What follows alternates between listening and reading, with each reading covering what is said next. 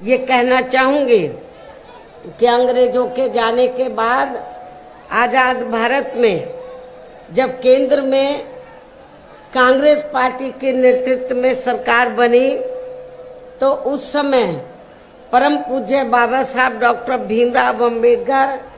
आजाद भारत की पहली केंद्र की सरकार में वो लॉ मिनिस्टर बने थे, कानूनी मंत्री बने थे। तो बाबा साहब डॉक्टर अंबेडकर ने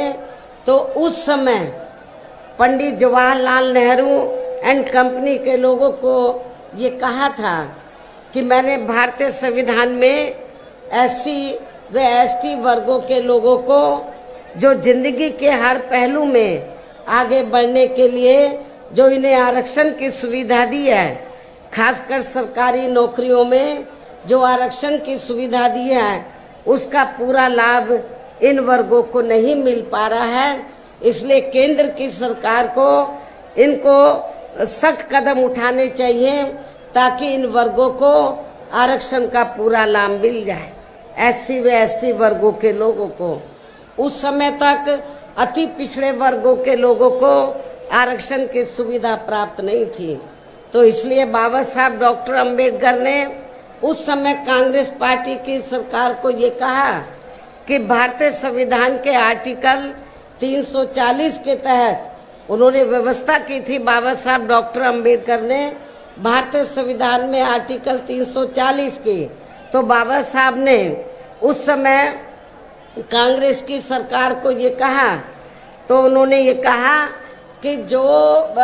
इस देश में एससी एसटी के अलावा जो अन्य और भी जातियां हैं जो शैक्षणिक, सामाजिक और आर्थिक क्षेत्र में पिछड़ी हुई हैं, तो बाबा साहब ने कहा कि आप उनको भी आरक्षण दीजिए एससी एसटी की तरह, इसके लिए आप कमीशन बनाइए। लेकिन उस समय केंद्र की कांग्रेस की सरकार ने बाबा साहब की इस बात को नहीं माना, जिससे बाबा साहब डॉक्टर भीमराव अंबेडकर बहुत दुखी हुए। और इतना ही नहीं, हिंदू कोड बिल के जरिए वो ये चाहते थे कि इस देश की महिलाओं को भी पुरुषों के बराबर का हक मिले। और भी बहुत से कारण थे जिसकी वजह से तो बाबा साहब डॉक्टर अंबेडकर को ये लगा कि जब कांग्रेस पार्टी बाबा साहब की बात को नहीं मान रही है, संविधान के हिसाब से नहीं चल रही है, तो फिर बाबा साहब ने ये फैसला लिया कि ऐसी सरकार में लॉ मिनिस्ट्री के पद पर बैठने से कोई फायदा नहीं है। उन्होंने लॉ मिनिस्ट्री से इस्तीफा दे दिया था। और उसके बाद आप लोगों को ये मालूम है, कांग्रेस पार्टी ने अति पिछड़े वर्ग के लोगों को उन्होंने आरक्षण नहीं दिया। पहले काका कालेलकर कमीशन बना, उसकी रिपोर्ट इन्होंने रद्दी की टोकरी में डाल दी। मंडल कमीशन बना, तो उसकी जब रिपोर्ट आई तो कांग्रेस ने उसको लागू नहीं किया। लेकिन जब केंद्र में सत्ता परिवर्तन हुआ, श्री बीपी सिंह की सरकार बनी, तो उस समय वो देश के प्रधानमंत्री बने, तो वो चाहते थे कि बीएसपी का भी समर्थन उनको मिलना चाहिए। हमारे कई मेंबर पार्लियामेंट थे लोकसभा में। उस समय मैं भी 1989 में लोकसभा में चुनाव जीत कर आई थी। तो हमने श्री बीपी सिंह को ये कहा था, हमें आपसे कुछ नहीं चाहिए, ना मिनिस्ट्री चाहिए, ना कुछ चाहिए। हम आपको 2 शर्तों पर आपको बाहर से समर्थन देने के लिए तैयार हैं। एक तो परम पूज्य बाबा साहब डॉक्टर भीमराव अंबेडकर, जिनको कांग्रेस ने भारत रत्न की उपाधि से सम्मानित नहीं किया था, उनको सम्मानित किया जाए। दूसरा, मंडल कमीशन की रिपोर्ट को लागू किया जाए। हमारी इन दोनों शर्तों को श्री बीपी सिंह की सरकार ने मान लिया और उस समय फिर बाबा साहब को भारत रत्न की उपाधि से सम्मानित किया गया और मंडल कमीशन की रिपोर्ट को लागू किया गया। तो इस प्रकार से कहने का तात्पर्य ये है, आज चाहे कांग्रेस है, बीजेपी है, सभी पार्टियां जो दलितों, आदिवासियों के आरक्षण की बात कर रही हैं, पिछड़े वर्ग के आरक्षण की बात कर रही हैं। सही बात तो ये है कि ये सारी की सारी पार्टियां, कांग्रेस, बीजेपी एंड कंपनी के लोग नहीं चाहते हैं कि इन वर्गों के लोगों को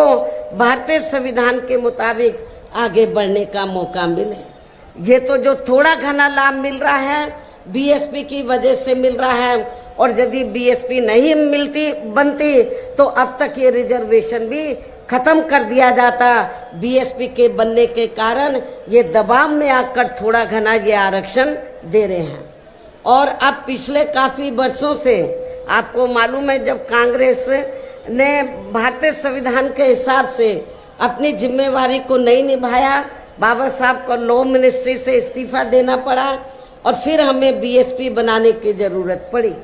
आगे चलकर फिर हमें बीएसपी बनाने की जरूरत पड़ी। और इतना ही नहीं, कांग्रेस की दोगली नीति की वजह से, कथनी और करने में अंतर होने की वजह से कांग्रेस केंद्र और ज्यादातर राज्यों की सत्ता से बाहर हो गई। और अब पिछले काफी वर्षों से बीजेपी एवं इनके सहयोगी दल केंद्र व अधिकांश राज्यों की भी सत्ता में काबिज हो गए हैं। साथ ही इनकी भी, यानी कि बीजेपी की भी ज्यादातर जातिवादी, पूंजीवादी, संकीर्ण, सांप्रदायिक व द्वेषपूर्ण नीतियों एवं